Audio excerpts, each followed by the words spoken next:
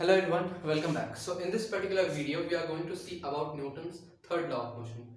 So here in this video, we are going to discuss the third law of motion. In the last video, we had some variety of questions which we have practiced, and since then, this is the time to approach the next topic. तो आज का topic हमारा Newton का third law है, तो हम लोग start करते हैं. तो आज का टॉपिक है Newton's third law. Newton's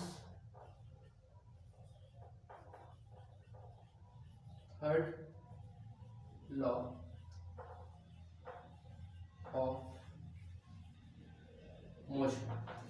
actually आप इसको सबसे पहले समझिए कि थर्ड लॉ ऑफ मोशन हमें क्या बताता है और ये फर्स्ट और सेकंड लॉ से किस तरीके से रिलेटेड है. देखिए, फर्स्ट लॉ जो था हमारा, उसने बताया कि अगर आप किसी बॉडी पे अगर एक्सटर्नल फोर्स लगाते हैं तो उसका कंडीशन, उसका जो फिजिकल स्टेट है वो चेंज होता है. ये हमें फर्स्ट लॉ ने बताया. फिर हम सेकंड लॉ पे आते हैं. सेकंड लॉ ने हमें बताया कि आप जब भी किसी बॉडी पे फोर्स लगा रहे हैं तो फोर्स का मैग्नीट्यूड कितना होगा उसको बताने का काम किया हमारा सेकंड लॉ ने.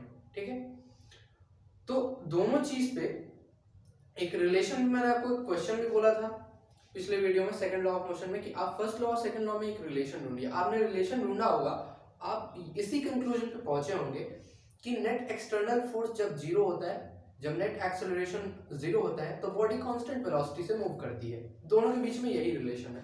अब ये वाला जो थर्ड लॉ ऑफ मोशन है, ये थोड़ा सा अलग है.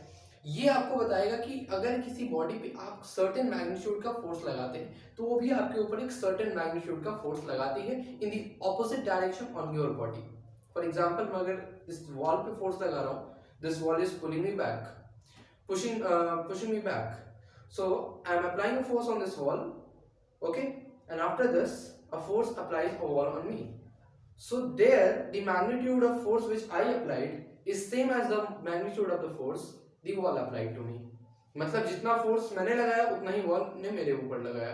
तो ये एक्चुअली एक रिलेशन है, ठीक है, जो कि हम लोग पता करते हैं न्यूटन के थर्ड लॉ से. तो न्यूटन के थर्ड लॉ का कुछ स्टेटमेंट भी इसी तरीके का है. To every action, to every action there is an equal and opposite reaction. So what does Newton's third law want to say? That to every action, so every action there is an equal and opposite reaction. What is this action? What is this reaction? Nothing but forces. How? I will explain you. See, if this is the bolt, now I applied the force. So the force which I am applying, so I am performing certain action. So it is the trick to remember it. So I am applying certain action to it. Now this is called action. Now if I leave this, look at to me. I am applying force. I am leaving it. I am coming backwards. So the same magnitude of force I am also feeling. So the force of magnitude which I am feeling is actual reaction. समझ आ रहा है आपको? ये जो मैं force लगा रहा हूँ यहाँ पे, मैं कुछ एक्शन कर रहा हूँ. एक्शन मतलब कुछ काम कर रहा हूँ. तो मतलब साइंटिफिक वे में वर्क मत समझ लेना, बस ऐसा समझो कि मैं फोर्स लगा रहा हूँ. तो ये जो वाला फोर्स जो मैंने लगाया वॉल पे, the force which I applied is called action. और जब मैं ये पीछे आया तो जिस फोर्स के कारण आया उसको हम कहते हैं रिएक्शन. तो एक्शन और रिएक्शन जो होते हैं, ये दो तरीके के फोर्सेस होते हैं न्यूटन के सेकंड लॉ में. आइए एक्शन और रिएक्शन के बारे में कुछ और चीजें समझ लेते हैं. देखिए, एक्शन और रिएक्शन जो फोर्सेस होते हैं, ये they always occur in pairs. हमेशा ये दोनों पेयर्स में होते हैं. ठीक है, जैसे मैंने यहाँ पे अगर इस पे फोर्स लगाया तो ये वॉल मेरे ऊपर फोर्स लगेगा, ये बोर्ड मेरे ऊपर फोर्स लगेगा, जो आप समझिए. तो एक्चुअली क्या हुआ कि जो रिएक्शन फोर्स होता है, वो एक्शन रिएक्शन जो होते हैं, ये इक्वल फोर्सेस होते हैं. और एक इंपॉर्टेंट चीज, they are equal, action and reaction are equal and opposite. ये दोनों इक्वल नेचर के होते हैं. दोनों का मैग्नीट्यूड यानी दोनों की वैल्यू सेम होती है, पर ये दोनों ऑपोजिट डायरेक्शन में लग रहे होते हैं. एंड ऑपोजिट नहीं लिखिए, इसको लिखिए आप and act on different bodies. ठीक है, एक्शन और रिएक्शन सेम बॉडी पे नहीं लग रहे होते हैं। याद रखिए, अगर आप समझ लीजिए अब एक बहुत ही जेन्युइन डाउट आता है लोगों के मन में, बहुत ही जेन्युइन डाउट है कि ये दोनों फोर्स जब इक्वल मैग्नीट्यूड के होते हैं तो एक दूसरे को कैंसिल कर देते हैं, ये जो कि बहुत बड़ा मिथ है। ये देखिए, ये एक बॉक्स है, this is a box A, okay, I applied a force of 10 Newton from this side, a 10 newton from this side. Now you can say that forces are balanced. ये बॉक्स अपने natural state को change नहीं करेगा, ये force balance हो गया, ठीक है। पर ये कुछ सिनेरियो ऐसा हुआ, अगर ऐसा हो गया कि यहां से बच्चे ने, लेट सपोज मैं ही खड़ा हूं यहाँ पे और मैंने 10 न्यूटन का फोर्स लगाया, और आपको पता है to every action there is an equal and opposite reaction is the statement of Newton third law. तो न्यूटन का थर्ड लॉ क्या है, हर एक्शन के लिए एक इक्वल और उसके ऑपोजिट एक रिएक्शन होता है। कभी भी आप ऐसे एक्शन लगाते हैं तो रिएक्शन ऐसे मिलेगा, एक्शन अगर आप ऐसे लगा रहे हैं तो रिएक्शन इस तरफ लगता है। इक्वल ऑपोजिट होते हैं और दोनों डिफरेंट बॉडीज पे एक्ट करते हैं। देखिए अभी देखते हैं इसको, 10 न्यूटन से इस वाले बॉक्स पे लगाया फोर्स, अगर इस वाले बॉक्स ने इस पे 10 न्यूटन का फोर्स लगाया, एक बात बताओ, ये बॉक्स कब बैलेंस फोर्स में होगा, जब दोनों तरफ से फोर्सेस इसको कैंसिल कर रहे होते हैं, जब दोनों फोर्सेस इसी बॉक्स के ऊपर लग रहे होते हैं। अब ध्यान से देखो, ये वाला फोर्स जो बच्चा अप्लाई कर रहा है, दिस इज 10 न्यूटन, यानी कि मैं जो अप्लाई कर रहा हूं वो 10 न्यूटन है। अभी ये बॉक्स जिसने अप्लाई किया, जो बॉक्स अप्लाई किया वो 10 न्यूटन है। बॉक्स के ऊपर दोनों 10 न्यूटन फोर्सेस नहीं है, ये बहुत बड़ा मिथ है। देख लीजिए, ये बॉक्स न्यूटन के थर्ड लॉ से इस वाले बॉडी पे क्या लगाया, इसने भी एक फोर्स लगाया, because that force is equal and it is opposite and this is to the boy, ठीक है। ये दोनों ऑपोजिट हैं एक दूसरे के, देख लीजिए आप, और ये हमेशा इक्वल नेचर के होते हैं, मैग्नीट्यूड सेम होता है, they are and they act on different body. अब देखिए, जो बच्चे ने फोर्स लगाया उसको कहेंगे एक्शन, और जो बॉल ने लगाया इसको कहेंगे रिएक्शन। क्या एक्शन रिएक्शन एक दूसरे को कैंसिल कर सकते हैं? तो याद कर लीजिए या फिर समझ लीजिए, action and reaction never cancel each other. Action और रिएक्शन कभी एक दूसरे को कैंसिल नहीं करते हैं। व्हाई?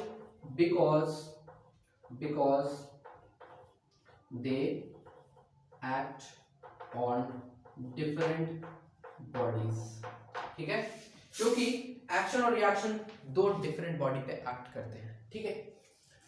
अब आपको मैंने जैसे बताया था, न्यूटन के फर्स्ट लॉ में, न्यूटन के सेकंड लॉ में, न्यूटन के थर्ड लॉ में, तीनों ही लॉ में एक कॉमन चीज थी कि मैं आपको बताता था कि चलो ये उसका स्टेटमेंट है, ये कुछ उसके एप्लीकेशंस है। तो अभी इसमें आपको दो चीजें मुझे समझानी थी, एक्शन और रिएक्शन, मैंने वो समझा दिया। एक्शन और रिएक्शन हमेशा पेयर्स में होते हैं, ये इक्वल एंड ऑपोजिट होते हैं, और दोस्तों ये हमेशा डिफरेंट बॉडीज पे एक्ट करते हैं, और ये कभी एक दूसरे को कैंसिल नहीं करते।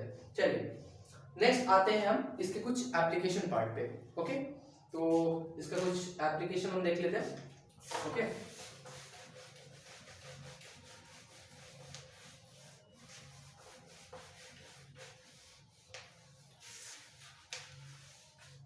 एप्लीकेशन मेरे को लिखना नहीं चाहिए था, एप्लीकेशन मैं आपको ऐसे ही बता दूंगा। तो एप्लीकेशन आप कहां कहां देखते हैं न्यूटन के थर्ड लॉ का? इस पे भारी भारी लोग मीम बना देते हैं इसका, न्यूटन थर्ड लॉ का, तूने मुझे एक चाटा मारा, मैंने तुझे एक और चाटा मारा, एक्शन एंड रिएक्शन। तो ये बहुत ही मतलब कॉमन चीज है, पर देखिए रिलेट किया जाता है कैसे चीजों को, वो समझिए। मीम्स में जो चीजें दिखाई जा रही है उसको आप यहाँ से रिलेट करेंगे, आपको समझ में आएगा। न्यूटन का थर्ड लॉ ऐसे ही बदनाम है मीम्स के चलते, फिर भी चलिए देखते हैं। तो पहला होता है application in swimming, while swimming लिखिए, while swimming, जब आप स्विम कर रहे होते हैं तो स्विमिंग किसको आती है, कमेंट में बताइएगा जरूर। देखिए, तो स्विमिंग करते वक्त क्या करते हैं, आप अपने हाथ से और पैर से पानी को पीछे खींचते हैं, पीछे फेंकते हैं पानी को। So the moment you displace the water you are applying force, और जितने फोर्स से आप वाटर को डिस्प्लेस करते हैं उतने ही फोर्स से आप आगे जाते हैं। तो क्या हुआ, जितना आपने एक्शन लगाया उतना आपको रिएक्शन लगा और आप आगे बढ़ गए, हो गया। और क्या हो सकता है, व्हाइल वॉकिंग, ये तो सबसे अच्छा एग्जांपल है, व्हाइल वॉकिंग।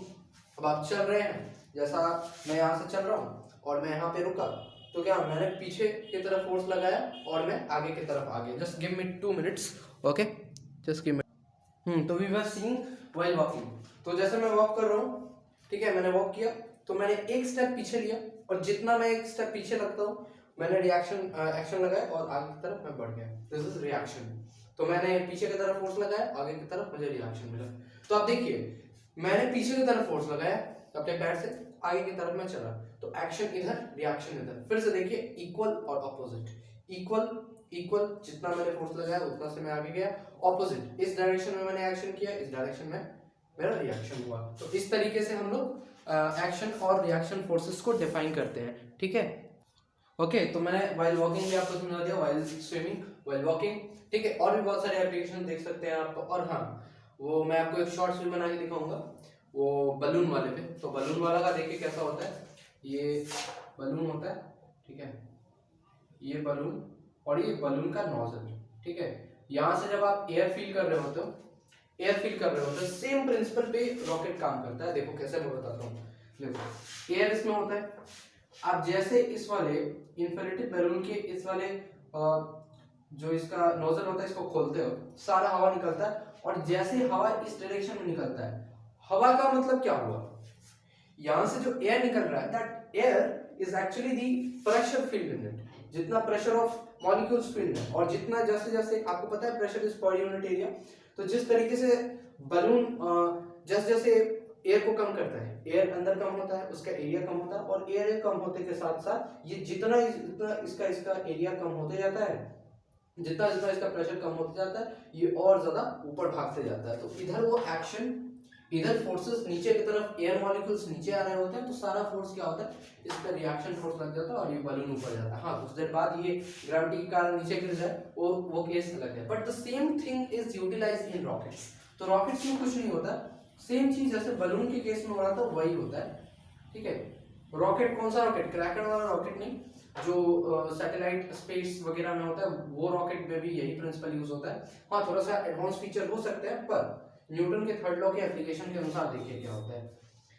इसके अंदर होते हैं बहुत सारे गैसेस, बर्न्ड गैसेस, स्पेशली होता है हाइड्रोजन, और हाइड्रोजन जो होता है वो लिक्विड फ्लूइड होता है, और इसमें यूज होता है, बहुत सारे गैसेस होते हैं, सिर्फ हाइड्रोजन नहीं होता, बहुत सारे गैसेस होते हैं, फ्यूल होते हैं। फ्यूल जब जलता है तो उससे फोर्स क्रिएट होता है, और वो सारे फ्यूल्स क्या होते हैं, स्टीम के फॉर्म में यहाँ से आते हैं नीचे, और जितने मैग्नीट्यूड से ये नीचे आते हैं, मतलब कहने का मतलब जितना स्टीम आता है, जितना ज्यादा स्टीम आता है उतना ज्यादा ये ऊपर जाता है, और एट द मैक्सिमम पॉइंट जितना ज्यादा स्टीम, लेकिन होता नहीं है यूजुअली ऐसा, लास्ट मोमेंट तक जितना रॉकेट स्टीम छोड़ता है, उसको जितना छोड़ना होता है स्टीम उतना छोड़ के तब वो अर्थ के ऑर्बिटल, अर्थ का जो ग्रेविटेशनल फील्ड है उससे बाहर जाता है। ऐसा अमूमन नहीं होता, ठीक है। होता यूं है कि इसके अंदर गैसेस होते हैं, तो गैसेस बर्न हो रहे होते हैं धीरे धीरे, और जब लास्ट मोमेंट पे सारा स्टीम निकलता है तब रॉकेट जाता है, और जितना स्टीम निकल जाता है उतना ऊपर रॉकेट जाता है, अर्थ के ग्रेविटेशनल फील्ड को एस्केप करके, ठीक है। So these were the some of the applications of Newton's third law. Now in the next video we are going to cover conservation of momentum, okay, and in the next video conservation of momentum, and then we'll have practice session, okay, and after that hopefully we'll end this chapter also, okay. So stay connected to us, and meet you in the next video. Till then, goodbye and take care.